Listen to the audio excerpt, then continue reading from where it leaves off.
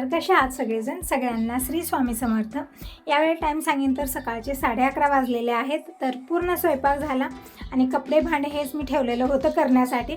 पण तितक्यात बाबा म्हणत होते की मला बाईकडे जायचं आहे, म्हणजे ताईकडे जायचं आहे, नंदबाईकडे जात आहेत. म्हणून म्हणलं आता त्यांना पॅक करून देण्यासाठी इकडे पोळ्या बनवूया. तर शेंगदाण्याच्या पोळ्या झटपट बनतात, म्हणजे कसली तयारी नाही, संग तयारी करायची आणि संग पोळ्या बनतात आणि खाण्यासाठी खूपच छान आणि टेस्टी लागतात.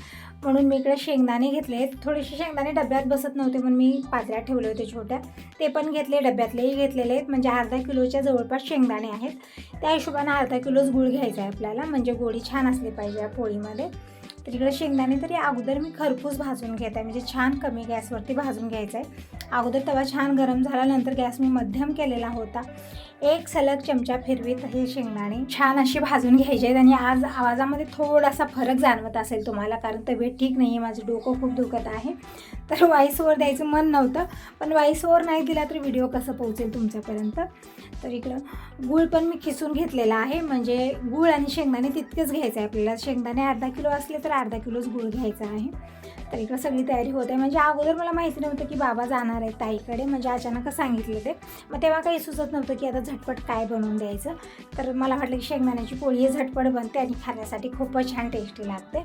तर इकडं गूळ मी खिसून घेतलेला आहे अर्धा किलो, आणि शेंगदाणे पण तिकडं छान परतून घेतलेले आहेत. गॅस कमीच ठेवलेला आहे, कुठेही फुल गॅस करायचा नाही, कारण शेंगदाणे फुल गॅसवरती व्यवस्थित भाजत नाहीत. एकतर व्यवस्थित भाजणार नाही, अर्धवट भाजले जातात, नाहीतरी करपून जातात. त्यामुळे गॅस मध्यम ठेवायचा आणि एक सलग चमचा फिरवत राहायचं, म्हणजे शेंगदाणे छान खरपूस भाजले जातात आणि पोळी एकदम छान टेस्टी बनते. म्हणजे स्टफिंग छान बनली ना, पोळी छानच बनते. तर इकडे पहिला बॅच छान भाजून घेतलेला आहे मी. आता दुसरा बॅचही भाजत ठेवलेला आहे आणि इकडे थोडासा गूळ राहिलेला आहे. तर हे गूळ पण परत ठेवलं, कारण मुंग्या खूप लवकर येतात आणि एक वेळा मुंग्या लागल्या की मग ते गूळ ना पूर्ण संपून जातं, पण ते मुंगी जात नाही घरातून. म्हणून मी अगोदर ते डब्यात पॅक करून ठेवलेलं आहे गूळ वगैरे. आणि मिक्सरचं भांडं सकाळी मी आज भाजी शेवग्याची बनवलेली होती, तर मसाला बनवलेला होता मी, म्हणून मिक्सरचं भांडं मी भांड्यात ठेवलेलं आहे घासण्यासाठी. पण आता मला लागणार होतं म्हणून फक्त मी एक मिक्सरचं भांडं स्वच्छ करून घेतलं, बाकीची भांडी तशीच आहेत, कारण आता थोड्या वेळात बाबा जायला निघतील, मग नंतर हे कामं मी करत बसते तर लेट होणार आहे, म्हणून मला अगोदर स्टफिंग मळून घ्यायची. तर शेंगदाणे इकडं थंड होत आहेत, तोपर्यंत कणिक मळून ठेवूया. तर शेंगदाण्याची पोळी बनवण्यासाठी, म्हणजे कोंदीच्या भाकरी पण म्हणल्या जातात, प्रत्येक ठिकाणी बोलण्याची पद्धत थोडीशी वेगळी असते, भाषा तीच असते, वस्तू तीच असते, फक्त भाषा जी आहे ना ते चेंज होते. तर इकडं मी 1 गिलास गव्हाचं पीठ घेतलेलं आहे. या हिशोबाने यामध्ये 1 वाटी बेसन टाकायचं आहे, यानं पोळी खूप छान खुसखुशीत बनून तयार होते, म्हणून बेसन स्किप करायचं नाही आहे. तर 1 गिलास गव्हाच्या पिठासाठी 1 वाटी बेसन परफेक्ट आहे. तर गव्हाचं पीठ आणि बेसन मी इकडे घेतलेलं आहे. चवीपुरतं मीठ टाकलं. आता थोडंसं पाणी टाकून हे कणिक मळून घेऊया. आणि इकडं मिक्सरचं भांडं वगैरे छान हाडकलेलं आहे, म्हणजे आत्ताच मी क्लीन करून घेतलेलं होतं, पाणी पूर्ण हाडकलेलं आहे. तर स्टफिंग पण बनवायचं, पण त्या अगोदर कणिक मळून ठेवूया, म्हणजे भिजत राहील. संग दोन्ही कामं, म्हणजे जेव्हाही कमी वेळात काही करायचं आहे ना, त्यावेळेस थोडीशी अशी तयारी आपल्याला करावी लागते, म्हणजे नियोजन करून ठेवायचं की अशा पद्धतीनं कामं आवरायची आहेत, तर झटपट बनतात, कमी वेळेसला काही हरकत नाही. इकडं कणिक छान घट्ट मळलेली आहे, झाकून ठेवलेलं आहे मी. जेव्हा आपल्याला पोळ्या बनवायला घ्यायच्या त्यावेळेस कणिक परत मळायची आहे, म्हणजे छान सॉफ्ट करून घ्यायची आहे. जसं स्टफिंग आहे तशी कणिक असली पाहिजे, म्हणजे एक घट झालं एक पातळ झालं तरी पण जमणार नाही, पोळी व्यवस्थित होत नाही, आतमध्येच ते स्टफिंग बसते आणि साईडनं फक्त पीठ राहतं. आणि जास्त पातळ झाली ना स्टफिंग तर काय होतं, पूर्ण ते बाहेर येते, आणि कणिक घट असलं तर ते तसंच राहतं, असं होतं. त्यामुळे दोन्ही व्यवस्थित झालं पाहिजे, म्हणजे तयारी व्यवस्थित झाली ना रिझल्ट पण व्यवस्थितच, म्हणजे परफेक्टच येतो. तर इकडं शेंगदाणे मी छान एकदम बारीक वाटून घ्यायचे आहेत, म्हणजे जमेल तितकं बारीक करायचं आहे, थोडंसंही मोठं राहू द्यायचं नाही आहे. तर अगोदर तुम्ही शेंगदाणे छान बारीक करून घेतले. नंतर थोडंसं शेंगदाण्याचं वाटण मी मिक्सरच्या भांड्यात ठेवले आणि यामध्येच मी गूळ टाकलेला आहे. गूळ खिसूनच घेतलेलं ना, त्यामुळे जास्त वेळ लागला नाही, फक्त मिक्स होण्याचं काम इकडं होत आहे. आणि स्टफिंग जितकी छान झाली ना तितकी छान पोळी होते. जर आपण यामध्ये 1-2 शेंगदाण्याचे तसेचे राहिले ना तर पूर्ण पोळ्या फुटून जातात आणि व्यवस्थित होणार नाहीत, कारण एक वेळा पोळी फुटली की पूर्ण स्टफिंग बाहेर येते आणि पूर्ण करपल्यासारखी होती, व्यवस्थित भाजणार नाही. म्हणजे शेंगदाण्याची पोळी ना चारी बाजूला व्यवस्थित शेकली ना छान खरपूस, तरच चव छान येते, त्याला टेस्ट छान येतो. त्यामुळे थोडंसं लक्ष देण्याची गरज आहे इकडं. तर इकडं बघू शकता थोडंसं मी शेंगदाण्याचं वाटण घेतलं आणि थोडंसं गूळ टाकलेलं आहे आणि छान मिक्सरला फिरवून घेतलं. छान एकजीव झालेला आहे. फक्त गूळच व्यवस्थित वाटला जाणार नाही, पूर्ण चिटकून बसतो त्या पात्याला. त्यामुळे थोडंफार यामध्ये शेंगदाण्याचं वाटण टाकायचं आहे, म्हणजे छान मिक्स होतं हे. तर बघू शकता इकडे सगळी स्टफिंग मी छान वाटून घेतली, गूळ मिक्स केलेला आहे. आता थोडंसं पाणी टाकून हे मिक्स करून घ्यायचं आपल्याला. पाणी जास्त पडलं तर पूर्ण पातळ होते, त्यामुळे इतक्या स्टफिंगसाठी फक्त 2 ते 3 चमचे छोट्या चमच्याने इतकंच पाणी आपल्याला लागणार आहे. तर इकडे सगळं मी एका मोठ्या भांड्यात म्हणजे टोपल्यात काढून घेतलेलं आहे. आता थोडंसं पाणी हातावर घ्यायचं, एकदम असं पाणी टाकायचं नाही, हातावर घ्यायचं थोडंसं पाणी. फक्त 2 ते 3 चमचे पाणी मी घेतलेलं आहे आणि छान मिक्स करून घेतलं. खूप पातळ होते कारण गूळ जास्त प्रमाणात असतो ना यामध्ये, त्यामुळे पाणी ना थोडंसं टाकायचं आपल्याला, फक्त भिजवून घ्यायचं आहे, ओलावा करायचा आहे. नंतर खूपच हे लवकर पगळलं जातं, एकतर गरमी आहे ना त्यामुळे खूप जास्त पगळतं आणखीनच. तर इकडे बघू शकता छान अशी स्टफिंग बनवून तयार झालेली आहे, अगदी कमी वेळामध्ये, जास्त वेळ लागलेला नाही आहे. आणि आज खूप डोकं दुखत आहे, त्यामुळे ना माझा म्हणजे मूडच नव्हता कसलं काही करण्याचं. तरी पण मी जर व्हिडिओ नाही म्हणजे व्हॉइस ओव्हर नाही दिला तर व्हिडिओ तुमच्यापर्यंत येणार नाही, तर थोडंसं इग्नोर करा माझ्या आवाजाला. इकडे स्टफिंग तर बनवून ठेवली. आता कणिक आणखीन एक वेळा मी मळून घेत आहे. खूपच थिक झालेली होती आणि जशी स्टफिंग आहे तशी कणिक लागणार आहे. जसं पुरणपोळीसाठी आपण कणिक मळून घेतो ना, तशाच पद्धतीने इकडे मी कणिक बनवत आहे. तर थोडंसं पाणी यामध्ये ॲब्झॉर्ब करायचं, एकदम पाणी टाकून असं मळायचं नाही आहे.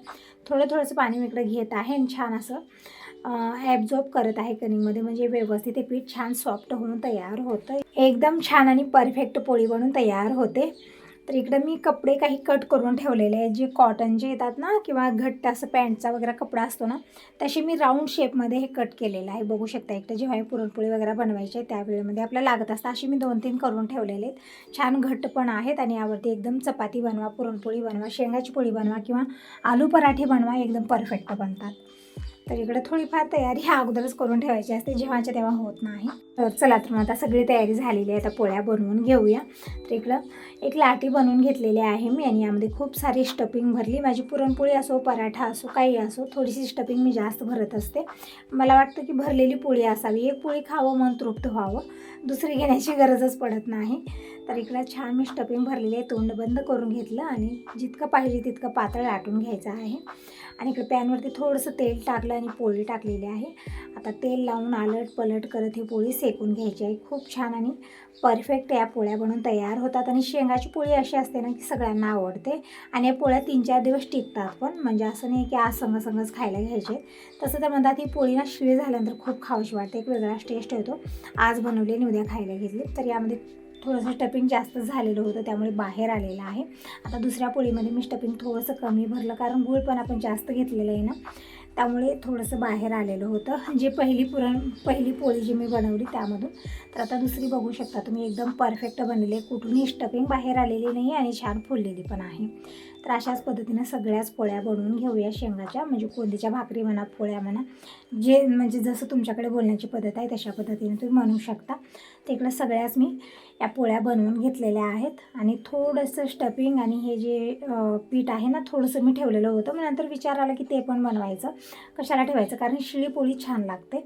आज बनवून ठेवली आणि उद्या खायला घेतली ना खूप छान लागते, म्हणून मी नंतर सगळ्याच बनवलेल्या होत्या. तर बघू शकता इकडे एकदम मस्त अशा फुलून तयार होत आहेत आणि चारही बाजूला स्टफिंग केलेली आहे. नाहीतर जेव्हा आपण शेंगाची पोळी बनवतो ना, आतमध्ये स्टफिंग बसतं आणि साईडनं फक्त पीठ राहतं. फक्त इतकंच लक्ष देण्याची गरज आहे की पीठ आणि स्टफिंग व्यवस्थित झालं पाहिजे, दोन्ही सारखं झालं पाहिजे. एक जास्त थिक असलं, एक जास्त सैल झालं तरी पण जमणार नाही, व्यवस्थित पोळ्या होणार नाही आहेत. तर इकडे बघू शकता तेल लावून आलट पलट करत छान कडक असं भाजून घ्यायचे त्या पोळ्या. आणि हे जे थोडंसं कणिक राहिलं होतं थोडंसं ठेवलं होतं, मी विचार केला की उद्या बनवूया नाही तर संध्याकाळी बनवूया, कारण गरमी पण तशीच होत होती, किचनमध्ये थांबायला नको वाटत होतं. आणि हे थोडंसं किचड काम आहे, वेळ भरपूर लागतो यामध्ये. तरी पण आणखीन आज मी कामही कुठले आवरले नाहीत, म्हणजे पूर्ण दिवस आज माझा यामध्ये जाणारे पोळ्या बनवायचे. पण नंतर भांडे खूप सारे झालेली होती, सगळी भांडे घासायची, कपडे धुवायचे आणि बाबा जाणार तर त्यांना पॅकिंग पण करून द्यायचं. पण इतकं झालं ना की नंतर बाबा गेलेच नाहीत. मी इतकं सगळं बनवलं पण सगळं वेस्ट गेलं. वेस्ट काय, आम्ही खाल्लं घरी, पण ताईला द्यायसाठीच मी बनवलेलं होतं, पण ते गेलेच नाही आहेत. नंतर आम्हीच खाल्लेलं होतं घरी, कोण इतक्या घाई गडबडीने मी केलेली होते. मला वाटलं संग जातील लगेच, पण गेले नाही आहेत. तर असं इकडे पोळ्या मी सगळ्याच बनवून घेतलेल्या आहेत आता, म्हणजे नंतर बनवण्यासाठी मी ठेवलं नाही आहे. विचार तर केला की नंतर बनवूया, पण म्हणलं कुठं ठेवायचं हे, म्हणून मी सगळंच बनवलं. बघू शकता एकदम मस्त अशा पोळ्या बनलेल्या आहेत. आणि एक ताई म्हणत होत्या, ताई भजी जे बनवली ना तो व्हिडिओ आणखीन एक वेळा शेअर कर. तर मी भरपूर वेळा शेअर केलेलं आहे की भजी मी कशा पद्धतीनं बनवते आणि खूप छान बनते. पण त्या ताई म्हणत होत्या की मी सर्च करत आहे पण येत नाही आहे. तर मी त्या व्हिडिओची लिंक तुम्हाला डिस्क्रिप्शन बॉक्समध्ये देईन, म्हणजे लिंकला टच करा आणि तुम्ही व्हिडिओ बघू शकता. आणि दुसरा व्हिडिओ अपलोड करायला आणखीन वेळ आहे, कारण आता भजी वगैरे मी बनवत नाही आहे. पण जेव्हाही भजी बनवेन ना तर मी शेअर करत असते, कारण भजी एक अशी असते ना 3-4 दिवस ठेवून आपण खाऊ शकतो. आणि कुठं जायचं आहे म्हणजे टूरला वगैरे जायचं आहे 3-4 दिवसासाठी तर भजी बनवून घेऊन जाऊ शकता. तर इकडे मी थोडंसं डब्यामध्ये सगळं ठेवलं, पण नंतर मी परत पोळ्या बनवलेल्या होत्या. सगळी पॅकिंग करून विचार केला की फ्रीजमध्ये ठेवायचं. पॅक पण डब्यामध्ये भरलेलं होतं. परत हे डबे मला घासायला जास्त झाले, कारण मी ठेवलंच नाही, लगेच मी करायला घेतलेलं होतं. आणि पोळपाट पण काढलं, घासायला घेतलेलं होतं, म्हणून मी डायरेक्ट किचन काउंटरची कपडा ठेवून मी पोळ्या बनवलेल्या आहेत. फक्त 2-3 पोळ्याचंच मी ठेवलेलं होतं, पण नंतर विचारला की ठेवायचं नाही आता, फ्रीजमध्ये 2-3 दिवस स्पेस झालं आणि मी 2-3 दिवस तरी बनवणार नाही आहे. विचार करते की संध्याकाळी बनवूया, उद्या बनवूया, पण परत राहूनच जातं. तर इकडे संग पाणी मला गरम करायचं होतं, ते पण मी भरून घेतलं. तर ज्या दिवशी घाई गडबड असते किंवा वेळ जास्त होतो त्या दिवशी अशा पद्धतीने सगळं कामं होतात माझी. तिकडे पोळी सेकत पाणी पण भरून घेतलं. आणि जी शेवटची पोळी होती छोटीशी मी बनवलेली आहे. आणि इकडे आता जी ही भांडे झाली तर अगोदर सगळी भांडे घासून घेते आणि कपडे मी भिजत घातलेले आहेत, कपडे धुवते. आणि वातावरण चांगलं झालेलं आहे, बघू शकता तुम्ही. तितकं पावसाचं वातावरण नाही, तर 2 दिवस इतका आभाळ होता ना, असं वाटत होतं की कपडे हटकणार नाहीत, पाऊस येणार की काय, एकदम अंधारी वाटत होते. पण आज वातावरण ठीक आहे, म्हणजे सकाळी झालेलं होतं पावसाचंच वातावरण, पण आता ठीक झालेलं, म्हणजे ऊन तसंच आणि गरमी खूप भयानक आहे. तर ही सगळी कामं झाल्यानंतर कपडे अगोदर मी धुवून टाकलेले आहेत आणि हवेला घातले. खूप जास्त हवा आहे, म्हणजे 2-4 दिवस झाले इतकी भयानक हवा असते ना की काहीच राहत नाही, सगळं उडून जाते. समोर जे ठेवले शोकेसमध्ये ते पण सगळं वाऱ्यानं उडून जात आहे. हवाच तशी भयानक आहे, म्हणून मी गेट वगैरे बंद केलं. हे जे फुलाचं मी तोरण लावलेलं होतं ते पण उडून पडलेलं आहे. ते तर किती वेळा लावलं मी, परत राहतच नाही आहे.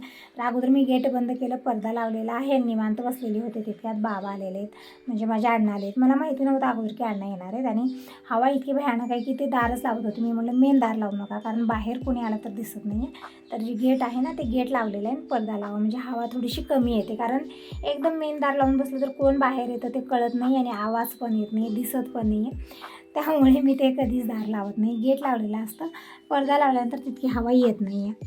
तर थोडा वेळ मी अण्णाशी बोलत बसले.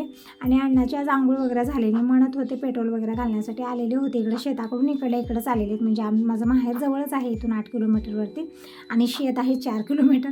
तर तिथं अण्णा आलेले होते आणि म्हणत होते गाडीतलं पेट्रोल संपल्यामुळे मी आलेलं आहे इकडं. आणि जसं गॅरेजमध्ये गेले तसे घरी पाठवलेले. त्यांना मला ड्रेस पण पाहिजे होते, ते ड्रेस देऊन पाठवलेले आहेत, म्हणजे तसंच बाबा येत नव्हते असं म्हणत होते. तर ड्रेस घेऊन जावा आणि मग घरी जाऊन जेवण वगैरे करूनच जावा. तर बाबा म्हणत होते फक्त चहा बनवून दे, आता आंघोळ वगैरे नको, कारण घरात आई वेट करत आहे. तर मी म्हटलं तुम्ही आंघोळ करूनच जावा, आईला मी सांगते फोन करून, तुम्ही आंघोळ करा, जेवण करा. कारण आता टाईम सांगितलं 12-12:30 वाजलेत. आता घरी जाणार कधी, आंघोळ कधी करणार आणि जेवण कधी करणार.